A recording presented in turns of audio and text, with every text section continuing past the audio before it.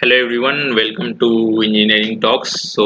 आज के इस वीडियो में हम लोग जैसा कि मैंने बताया था अपने लास्ट वीडियो में, हम लोग ओवेंस और स्ट्रिंग ब्रिज देखेंगे। ठीक है, ये दोनों ही कॉन्सेप्ट बहुत ही ज़्यादा इम्पोर्टेंट है ना। ये दोनों ही कॉन्सेप्ट बहुत ही ज़्यादा इम्पोर्टेंट है प्रिपरेशन के नज़रिए से। और ये कोई भी JE exam, state JE, state electricity board JE exams, ठीक है, एसएससी जेई, किसी में भी पूछा जा सकता है। तो बहुत छोटा सा ब्रिज है, इसका बेसिक्स हम लोग जानेंगे थोड़ा सा, और इसको हम लोग यूटिलाइज करेंगे अगर कोई हमारे एग्जाम्स में आएगा तो। चलो फिर शुरू करते हैं ना। तो ओवेंस ब्रिज, ओवेंस ब्रिज को सबसे पहले देखो हम लोग किसके लिए यूज करते हैं, ये जानना बहुत जरूरी है। ठीक है, तो ये हमारा जो पिक्चर में दिखाया जा रहा है ये ओवेंस ब्रिज है। ठीक है, इसे हम लोग अननोन अननोन ठीक है, अननोन इंडक्टेंस जानने के लिए यूज करते हैं। तो ओवेंस ब्रिज का रिक्वायरमेंट क्या है? Unknown inductance. और स्ट्रिंग ब्रिज का जैसे यहाँ पे अपने ओवेंस का तो देखा unknown inductance, known inductance. String का तब एग्जांपल क्या है? देखो दोनों एक दूसरे से लिंक्ड है, इसमें अननोन कैपेसिटेंस पता चलता है।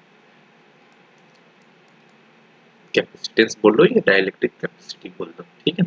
तो चलो अब इसको देखते हैं ओवेंस ब्रिज काम कैसे करता है। देखो यहाँ पे एक डिटेक्टर लगा हुआ है ना। ये डिटेक्टर जब बैलेंस कंडीशन रहता है और यहाँ पे एक देखो एक सप्लाई दिया हुआ है, एक वोल्टेज सप्लाई दिया हुआ है, ठीक है। तो जब भी यहाँ से करंट मेरा, मान लो कि आई करंट मेरा पास हो रहा है, ठीक है। अब आई करंट पास हो रहा है तो वो यहाँ पे जो जाके ये दो पार्ट में टूट जा रहा है, राइट। आई ही बना रहा है I1, जो कि आप यहाँ पे देख पा रहे हो पिक्चर में, और I2, ठीक है, जो कि आप यहाँ पे पिक्चर में देख पा रहे हो। यहाँ पे क्या है, यहाँ पे जैसा कि हम लोगों ने लास्ट एक अपने यहाँ पे आई बटन में मैं एक वीडियो दे दूंगा, क्वेश्चन आया था हमारे एग्जाम में कि क्या ओवेंस ब्रिज में जो कैपेसिटर यूज किया जाता है वो वेरिएबल कैपेसिटर यूज किया जाता है? तो हाँ, वेरिएबल कैपेसिटर यूज किया जाता है। क्यों यूज किया जाता है ये बहुत इंपॉर्टेंट है। अब देखो जो हमारा ब्रिज है उसका आर्म ए और डी, चलो नेक्स्ट पेज में चलते हैं। जो हमारे ये ब्रिज है उसका आर्म ए और डी में दो चीज लगाए हुए, एक क्या है, एक वेरिएबल रेजिस्टेंस है और एक वेरिएबल कैपेसिटेंस है ना।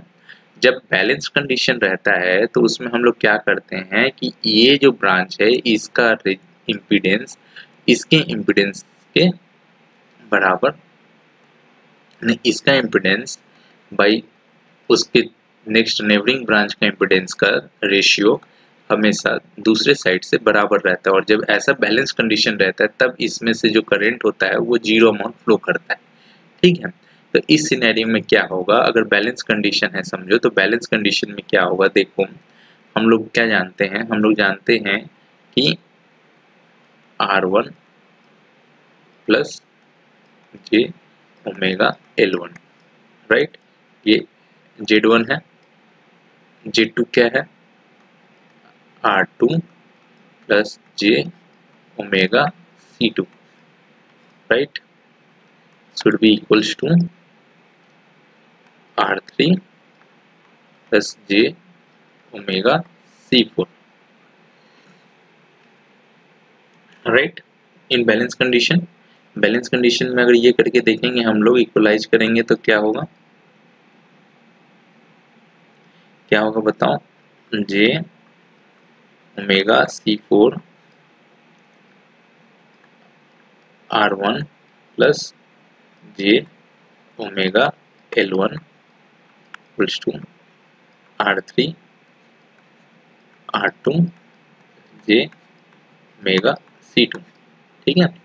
इसको जब आप सॉल्व करोगे और इमेजनरी पार्ट और नॉन इमेजनरी पार्ट्स को, जब real parts and imaginary parts को दोनों साइड में इक्वल करोगे, ठीक है, तो आपको R1 और L1 का वैल्यू मिल जाएगा, जहां पे आपके पास नोन जो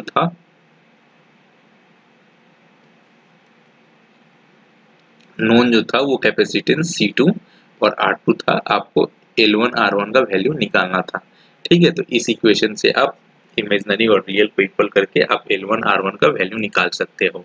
तो ओवेन्स ब्रिज में क्या होता है, ओवेन्स ब्रिज में variable capacitance, variable reactance use होता है, रिएक्टर यूज होता है, रेजिस्टेंस यूज होता है to know the unknown inductance. ठीक है, तो ये है ओवेन्स ब्रिज, है ना। अभी हम लोग चलते हैं स्ट्रिंग ब्रिज में। ठीक है, स्ट्रिंग ब्रिज देखो, ये हमारे स्क्रीन के ऊपर स्ट्रिंग ब्रिज है ना। स्ट्रिंग ब्रिज क्या है कि देखो इसमें भी सेटअप ऑलमोस्ट सेम ही है, ये लो वोल्टेज स्ट्रिंग ब्रिज है।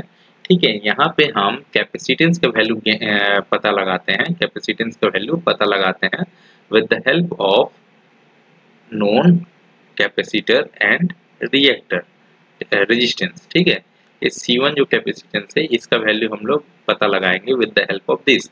यहाँ पे भी कंडीशन सेम ही है, जो डिटेक्टर है, डिटेक्टर में करंट 0 जाना चाहिए और करंट 0 जाने के लिए बैंडलेंस कंडीशन को हमें सेटिस्फाई करना होगा।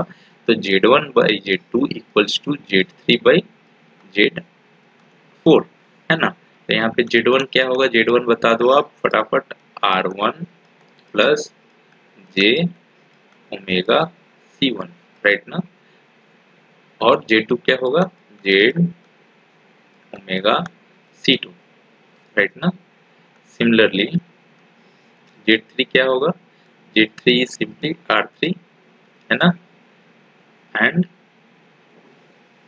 ये क्या है, ये दोनों पैरेलल में है। तो पैरेलल का फॉर्मूला क्या होता है, पैरेलल में रेजिस्टेंस और कैपेसिटेंस दोनों पैरेलल में है ना। तो रेजिस्टेंस J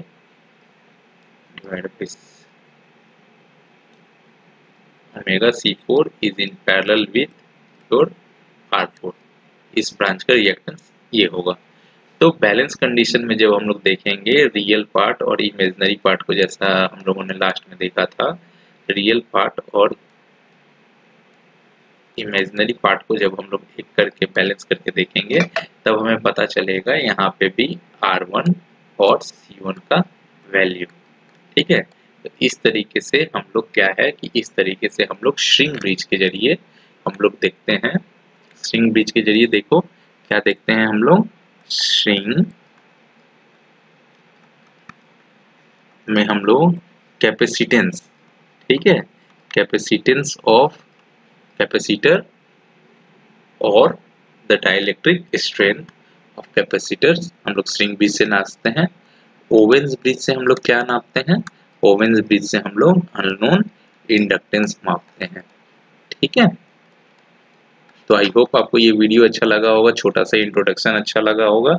स्ट्रिंग ब्रिज और ओवेन्स ब्रिज के बारे में आप समझ पाए होंगे। अगर आप समझ पाए हैं तो जरूर अपने दोस्तों को दीजिए, शेयर कीजिए इस वीडियो को, और जितना ज़्यादा से ज़्यादा हो सके इस चैनल को सब्सक्राइब कीजिए, है ना। चलिए इसी के साथ मैं विदाई लेता हूँ। Thank you.